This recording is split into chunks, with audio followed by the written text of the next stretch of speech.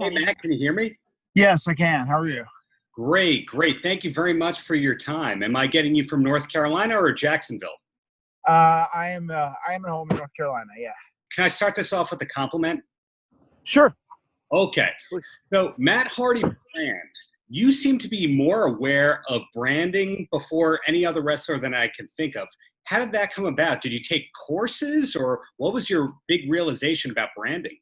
No, I think it was just me trying to be ahead of the curve. That is something that I try and pride myself on, regardless of whatever the scenario is in wrestling.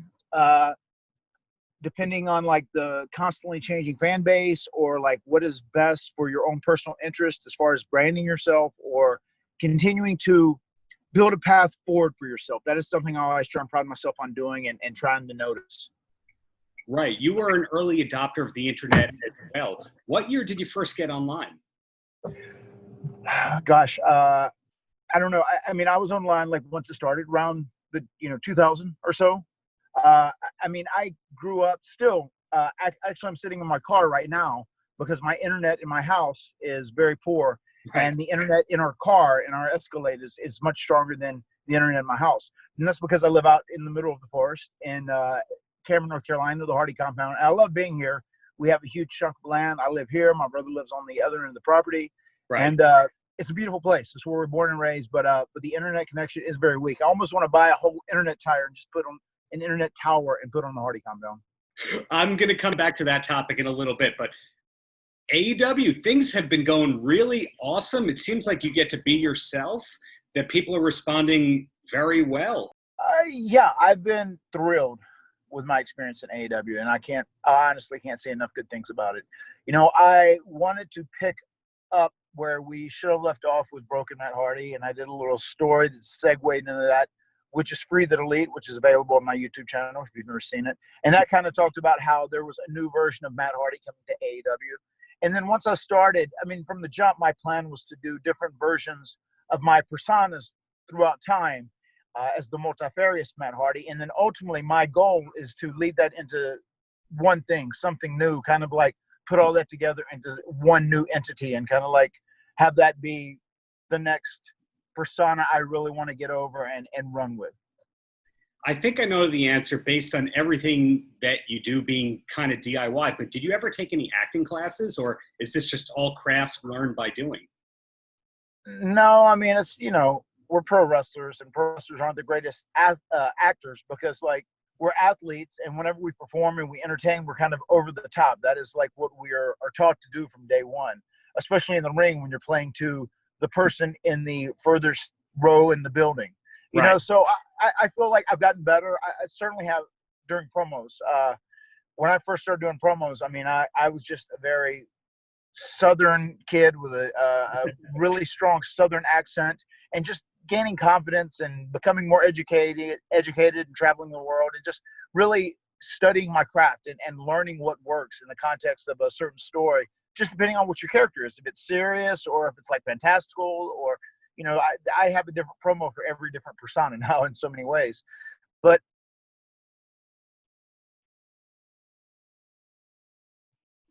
I take that as a compliment. It goes in performing, and I always want to be better. Yeah. Well, the ability to go between the different versions of yourself, a lot of professional actors would actually struggle with having to go, okay, what's my motivation? But you seem to immediately be able to improvise. So I wasn't sure if you took courses at UCB or something like that during some of your rare downtime. No, but that's very kind of you to say. Yeah, I will be honest. One of the things that was the trickiest to me, now that I've started doing the first version again, which is basically, V1, the Sensei of Mattitude. Right. He always speaks with a certain cadence. He always speaks like this, like, as a matter of fact, Matt strongly dislikes mustard. And I noticed there were times whenever I was doing that in certain bits, and it was like I could feel Broken Matt Hardy speak trying to come through. So that's one of the things you really have to stay focused on. If I'm doing like Unkillable Matt, it's just me. Just basically me. If I'm doing old school Matt, it's me like as an indie guy trying to use old terms or, my surge terminology. You're trying to be a little more old school in certain ways. The first version speaks like that with the cadence I was talking about. Broken Matt Hardy's obviously Broken Matt Hardy. And then Big Money Matt is just kind of kind of a wealthy jerk, you know. So that's my different motivations for all my personas. Right. And you just mentioned the terminology and all that. Your BTE segments are very popular. Was that something that you came up with, or is that a collaborative concept?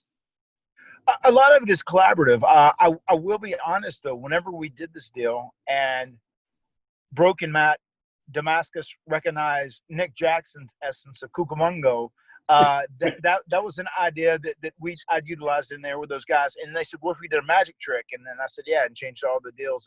And that was kind of like a collab. So I love working with those guys, especially on those BTE projects. The Bucks are amazing in ring, and they definitely work with a modern new age psychology. But when it comes to like entertainment aspects, those guys are incredibly cohesive and intelligent and really understand how to keep continuity. Like BTE, as over the top a lot of it is, there's great continuity to the show. And we have a mutual friend in DDP. How's it going with the DDPY program these days? Great, man. It's really what I needed more than anything else, just because my body has accumulated so much scar tissue and just so stiff. And I know people can obviously tell throughout the years. And I didn't do myself any favors for the first 15 years of my career doing leg drops off the top for 7, 8, and then off the second, you know, night after night after night after night. You know, so I'm just trying to break up that scar tissue, trying to regain flexibility. And I can feel a change. It's been 2.5 weeks or so. And like my wife has been doing it with me, and she seems to enjoy it because it's very fast moving. She's from New York. So like, she doesn't like these slower training programs. She wants to move, bing, bing, bing, bing, bing, New York men. So it's been cool. Having her doing it with me has made it a lot more motivational. And I can definitely feel my body changing and getting looser. And there's like a lot of the motions that I do during the DDP yoga that I can tell I'm more flexible with in 2.5 weeks. So I'm excited to see how it ultimately ends up. And you mentioned New York, where I am dialing in from. You, I believe, have lived your whole life in Cameron, North Carolina. Was there almost a moment where you moved to a bigger city? I have lived here the whole while. There was a moment around 2000-ish, once my brother and I finally made it, where I contemplated moving to Raleigh just to be by the airport, because we're about 50 minutes from the airport, so it's a little bit of a drive. Now, fortunately, there's like one road that goes all the way straight there, so it makes it pretty easy. But I was contemplating moving there, and I remember my brother said, come on, man, you know, we have plenty of land out here, like, you know, let's just stay here. It's just a drive, you know, so what, we do it, you know, a couple times a week or whatever. It's not a big deal, and we're close to our dad. And he was right, and I'm glad that I listened to him and ended up staying here. People who go through the wiki page of Cameron, North Carolina, will see just as a couple hundred people live in there, yet 4 famous professional wrestlers from there. Is that just a coincidence? I would imagine it is a coincidence, but it is also obviously directly related to myself and Jeff growing and having some friends that were in this area, and us all being young kids that all had big aspirations who wanted to bust our ass and work hard and achieve our dreams. Well, as a person that flies to different cities pre-COVID as a travel writer, cities bring me in, they say, spend a couple of days here, write some articles about what's great here. Should somebody come to the towns around Cameron? Is there a lot to do in the surrounding towns? I mean, Cameron is kind of known now for its antique festivals. It has it twice a year, and COVID obviously has slowed that down. But that was a big deal. Like, people all over the East Coast would come in and spend the weekend at these antique festivals. There's a ton of antique shops. There's 30 antique shops in Cameron, and they have really, really unique things that they get from all across the world. So that's really the only thing that really stands out as far as Cameron goes, because like you said, within the city limits, there's less than 300 people as far as population goes. In the cities around here, there's like Pinehurst, which is a big golfing area. That's like 15, 20 minutes from me. You know, Raleigh, once again, as I said, it's like 50 minutes. It's a real nice city, a nice town. You know, so there's like not a lot to do specifically right here. But if you drive out and about, North Carolina is a real cool state overall. Well, 3 quick questions, and then you're a free man. And the first one is, you wrote a memoir, or co-wrote a memoir in 2003, and so much has happened since then. Is there any chance we might get a book on the next chapter of your life? I am certain that you will. And actually now I have enough material and I have lived enough of life, good and bad, to actually write a very good, compelling book. It's funny, the book that we did earlier that came out in 2003 is like we didn't have a great story to tell because of our life experiences. Although It was interesting just to see how we got to where we were at that point in our life. But like now it's like when the real book would come out and it would be like absolutely arresting. And whenever you read this book, it would like, you wouldn't be able to put it down. I mean, but myself and my brother, but me, as far as just the story of Matt Hardy, I'm sure will come out. Then when you're training, what music do you usually listen to? If I am training, I'm usually listening to Kings of Leon. I have some Public Enemy in there always. I have some Tool and A Perfect Circle. That's usually the main stuff that's on rotation whenever I'm listening to my phone and my music is playing. The man has great taste. So in closing, Matt, any last words for the kids? The biggest thing that I would want to say is that like I am so happy to be at AEW, and I'm so appreciative for all of the management there, and Tony Khan, just an amazing individual in his own right. And he is just he cares so much about doing the right thing morally, I feel like. And he also cares about like treating each person as an individual and also allowing them to kind of play their own music.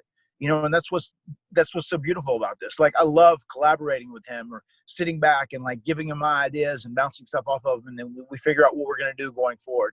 And it's really important because the industry needs a place like AEW now more than ever. And if you haven't checked out All Elite Wrestling yet, please do. And I promise you'll end up becoming a fan because it's great. And I know we're going to look back at this era where we're doing these empty arena matches and just having some of the roster and different people from production and whatnot in the crowd. And this is amazing. The content that we're creating during this period is absolutely amazing. When we eventually get crowds back, we're going to look back at this period and go, oh my God, that was incredible that we were able to pull that off. And even me, like, I wrestled at the first AEW, or I debuted at the first AEW empty arena match. So I haven't even been in front of a genuine AEW crowd. So I'm very excited for that day to happen in the future. But AEW, Dynamite every Wednesday night, BTE every Monday. Make sure to check out those two things. They're definitely two of the most entertaining highlights of everyone's week. We'll be watching Fighter Fest in this household tomorrow. Thank you so much for your time, Matt. Keep up the great work you're doing on all ends. Thank you. Paltrocast.